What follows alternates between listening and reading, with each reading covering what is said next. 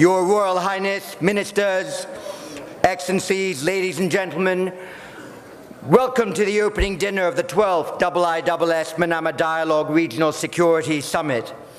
We are delighted that this dinner and the event it opens is held under the patronage of His Royal Highness the Crown Prince of the Kingdom of Bahrain, Sheikh Salman bin Hamad bin Isa Al Khalifa, Deputy Supreme Commander and First Deputy Prime Minister.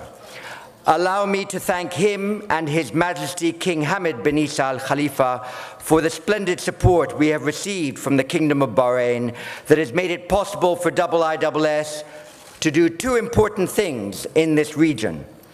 First, through the Manama Dialogue and other smaller events and conferences, to help shape the international strategic debate and offer platforms, both private and public, for the effective exercise of defense diplomacy. Second, through the regional office that we have established here and its links to our other international offices, to bring young talent from this region together with outside experts, blending a local and international perspective in the service of strong, independent analysis of the region's geopolitical and geoeconomic challenges and opportunities. Let me say a few words about the nature of the IISS engagement here and the attitude that we bring to our work. It was in the late 1980s that the IISS began to expand its work in the Middle East. We played a large role in providing expert military analysis at the time of the invasion of Kuwait in 1990, and later began taking up stronger contacts with the GCC countries.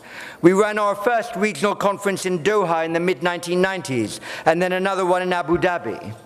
Soon afterwards, we established our South Asia Conference in Oman, where we began quietly bringing together the national defense and intelligence establishments of India and Pakistan, later adding Afghanistan and Bangladesh.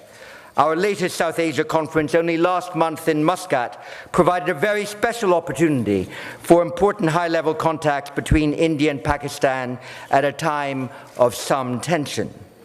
In 2002, we founded the IISS Asia Defense Ministers Conference in Singapore that came to be known as the Shangri-La Dialogue. I am delighted to recognize in this room tonight Singapore Defense Minister Ung Eng Hen, to thank him for his country's support and to encourage him to recruit here with me over this weekend more participants to the 2017 Shangri-La Dialogue. Inspired by the success of the Shangri-La Dialogue, we brought the model here to Bahrain in 2004. Since then, the Kingdom has placed in our trust the independent organization of this great international gathering, the best in the Middle East. When we conclude this summit, we intend, within the week, to sign an agreement to continue the Manama Dialogue for a new 5-year term. Starting soon next year, we shall work for an especially strong ministerial-led event from over 30 countries, with strong involvement too from business and civil society. Our aims will be to bring ever greater transparency to the debate and international security discussion in this region, provoke reasoned debate, give voice to all the international stakeholders in Gulf security, and to inspire not just regional but trans-regional diplomacy. Having created the Manama Dialogue, we felt it important that we should strengthen and diversify the nature and character of our research and analysis. To that end, with support from the Kingdom, we established a regional office here in Manama with a mandate independently to analyze the geopolitical and geoeconomic trends in the Middle East, North Africa, and Asia that demand greater understanding. Our IISS Middle East office here has employed nationals of Bahrain, Kuwait, the UK, the US, France, Lebanon, India, Sri Lanka, Egypt, spanning a number of analytical disciplines, producing a prodigious array of specialized work. Tomorrow, for example, we are launching a special dossier on missile defense in the Gulf. It has been written not just by IISS political scientists, but by IISS rocket scientists.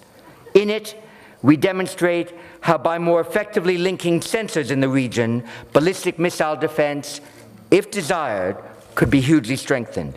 Few other think tanks could have produced a study of this authority.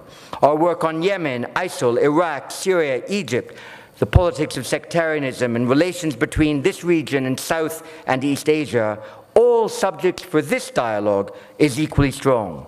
We have the best forward-deployed team of analysts of any Western-based think tank, and we are keen to continue to grow and internationalize the staff in Manama. Some have suggested that because we are operating in this region with funding from it, that somehow we have allowed our independence and autonomy to weaken. Far from it. As a genuinely global institute with such a large international staff, our independence and the diversity of views to which we give expression has only grown. Independence is not principally a function of constitutional arrangements or regulatory fiat or contractual agreement or funding sources, but of political will. It is political will that defines and shapes the true quality of independence for nations, states, or organizations. We, as an institute, exercise that political will regularly. Independence for us means stating the facts boldly and offering clear-eyed analysis on the subjects we cover. It does not mean disagreeing in principle with government, allying ourselves to the latest intellectual trend, or on the other hand, taking what we are invited to see at face value or blindly adopting the conclusions of an official communique. We are, to a degree, skeptics, in the classical sense well understood by our guest speaker today. We investigate and we are devoted to inquiry. We will support the conventional wisdom when it has merit, hopefully with some intellectual flair. We will offer an original view when we have fashioned a proper argument in its support, preferably without unnecessary stylistic adornment. We look to stay at the forefront of strategic debate, anticipating not being subject to trends. And as we work with governments, the private sector, and the media, we exercise, in addition to political will, I hope, some measure of emotional intelligence. We are fortunate that governments around the world have come to value our independence and placed enormous trust in it. Let me give you a powerful example that perhaps has some resonance for this weekend. In 2008, the armed forces in Colombia went in hot pursuit of FARC rebels into Ecuador, captured and killed the deputy commander, and gathered up numerous Toshiba laptops and USB sticks. This cache of material included some 1.6 million pieces of emails and associated information. The defense minister of Colombia approached the IISS and explained that while his intelligence services were capable of analyzing this material, any report that they issued might be suspect. He asked us, would the IISS take this information, review it, analyze it, and publish our conclusions? Perhaps this would not in every respect show the Colombian government in a perfect light, but he felt that it was better to ask an independent think tank to examine this raw intelligence and make of it what they would. Having satisfied ourselves that no user files had been created, deleted, or altered, we took this task on, and more than 2.5 years later, after painstaking work, produced a detailed dossier that we called the FARC Files. Our analysis demonstrated the ups and sometimes the downs of Venezuelan and Ecuadorian support to the FARC in a rigorous examination of the evidence. When we released the dossier in London, an article appeared within a few days in a major UK newspaper that accused us of producing a document with the intent of discrediting Latin American politicians of the left and of seeking to whip up opposition to them. I was briefly dispirited by this article, given the enormous care we had taken forensically to analyze the evidence and publish careful conclusions.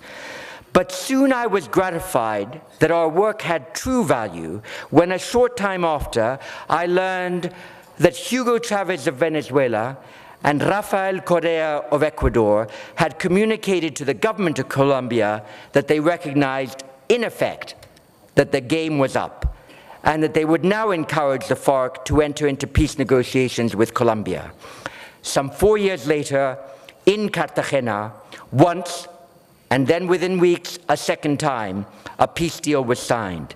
Venezuela, Cuba, Norway, the FARC, and the Colombian government worked hard with many others to end a 50-year-old civil war. That peace deal has now been ratified by the Colombian Congress.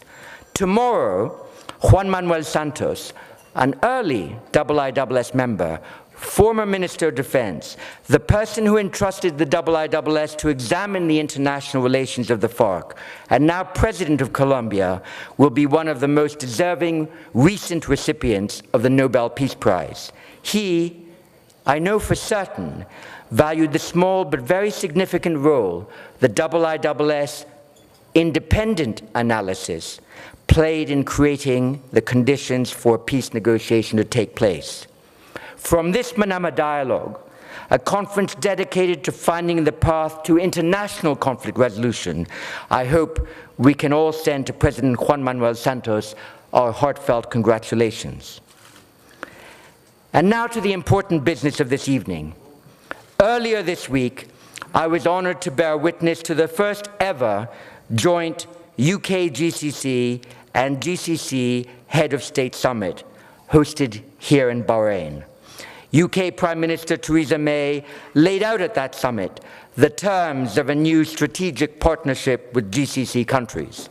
It is right that at the start of this 12th Manama dialogue, we hear a perspective from the UK government on the issues facing the region and on how well-crafted foreign and defense diplomacy can confect better and more lasting opportunities for security and prosperity. You have waited too long, and so my introduction will be crisp. Our keynote speaker tonight, Boris Johnson, is a classicist, journalist, historian, former mayor of London, and now foreign secretary. He brings to his role as foreign secretary a rich understanding of history and of civilizations, coupled to oratorical gifts that rarely fail to captivate and intellectually challenge his audience. We are delighted to have him with us.